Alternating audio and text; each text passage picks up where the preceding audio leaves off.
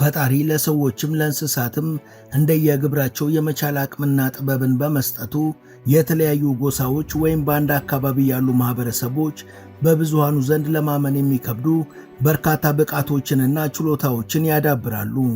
በተለይ ደግሞ ከዓለም ተነጥለው የሚኖሩ ከሆነ ሁሉ ነገራቸው ያስደንቃል፣ አግራሞትን ይፈጥራል፣ ጥያቄን ያጭራል። ውሃ ውስጥ ከመኖር ጀምሮ እስከ መሰወር እንዲሁም እንደ ዝንጀሮ ከዛፍ ዛፍ ያላንዳች ችግር መዝለልን ጨምሮ ለቀሪው የዓለም ሕዝብ ባዕድ የሚመስሉ ችሎታዎች ይኖሯቸዋል።